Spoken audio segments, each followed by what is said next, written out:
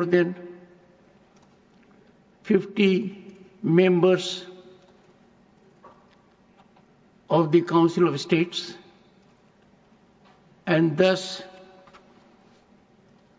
it meets the numerical requirement of signing by members of Parliament for setting in motion a process for removal of a High Court judge. I direct the Secretary General to find out whether a similar motion has been moved in the House of People, the Lok Sabha, and this is being done for the purpose that under the Judges Enquiry Act 1968, the procedure is different if a motion is presented in one house or if the motion is presented on the same day in both the houses. If the motion is presented in the two houses on different dates, then the motion which is presented in the house first, that alone is taken into consideration, and the second motion gets non-jurisdictional. But if the motion is presented in both the houses on the same day, then the provisions are different. If the motion is presented only in one house, then the presiding officer of that house has the competence to consider the motion and either admit or reject it. But if a motion is presented on the same day in both the houses, then the provisions are different. Then the right of the Speaker or the Chairman to admit or reject the motion is not there. Then the motions become property of the House. I would invite your attention in that behalf to Section 3, Subsection 2 of the Judges Enquiry Act 1968.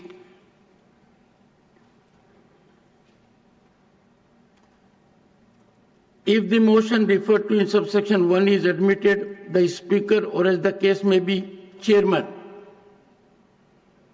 shall keep the motion pending and constitute as soon as may be for the purpose of making an investigation into the grounds on which the removal of a judge is prayed for, a committee consisting of 3 members of whom one shall be chosen from among the Chief Justice and other judges of the Supreme Court, one shall be chosen from among the Chief Justices of the High Courts, and one shall be a person who is, in the opinion of the Speaker, or as the case may be, Chairman, a distinguished jurist. And before that it is given that if a notice given of a motion for presenting an address to the President praying for removal of a judge signed by, in the case of a notice given in the House of People by not less than 100 members of the House, and in the case of a notice given in the Council of States by not less than 50 members of the Council, then the Speaker, or as the case may be, the Chairman may, after consulting such persons, if any, as he thinks fit, and after considering such material or materials, if any, as may be available to him, either admit the motion or refuse to admit the same.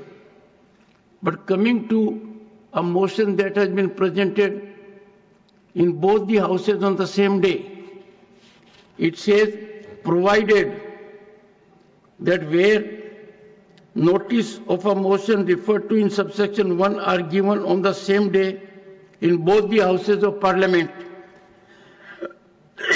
no committee shall be constituted unless the motion has been admitted in both the houses, and where such motion has been admitted in both houses, the committee shall be constituted jointly by the Speaker and the Chairman.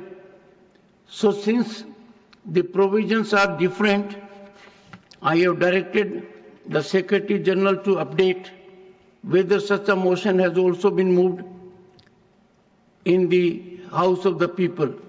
Honorable Law Minister, are you aware? Motion has been moved. हाँ, motion speaker साहब के पास जो है वो सांसदों ने मिलकर के दिया है. कर दिया. In that case, since the Honorable Law Minister is present here and has so indicated that a similar motion has come to be presented by requisite number of members of Parliament of Lok Sabha, requisite more than 100. More than 100, 152, I think. More than 100. To the Honorable Speaker, Lok Sabha, the provisions of provisions of Section 3, subsection 2, proviso will come into effect, and the Secretary General will take necessary steps in this direction. Honorable members, I need to inform you that in December, a motion under Article 124 was submitted for my consideration for removal of a judge of a High Court of Allahabad. That motion was purportedly from 55 members. I examined that and found that one particular member had signed at two places. The result was that the representation, the motion, indicated there are 55 members seeking removal, but actually it was not 55, it was only 54. So obviously an inquiry was conducted to find out from the member who had signed twice, allegedly. The honorable member declined his second signature, and that made the matter a little more serious, because it was required of me then to get to the bottom of the issue and find out whether the representation was meriting consideration. And the process was initiated for verification of signatures and authentication. That process is under progress. I will get an update and come back to the House. I have already indicated to this august House on an earlier occasion that if the requisite number of members who verify their signatures and the number goes above 50 or more, I would proceed and deal with the issue of a signature that has been twice there and not owned by the member in a different manner. Because if a motion carries two signatures of the same member and the honorable member declines that he has not signed at two places but he has signed only at one place, the matter becomes serious and culpable. This august House has to set very high standards. If we do not live up to the highest expectations of the people, then we will be putting things under the carpet and not subjecting them to deep investigation. I will discuss with the floor leaders as to what steps this House needs to take with respect to such kinds of transgressions. I must also indicate to this august House that there was an occasion in this House where on seat number 222, a pad of rupees 500 notes was found. What is more surprising and deeply concerning is not that a pad of notes was found, but no one has owned it. No one has claimed it. This is quite serious.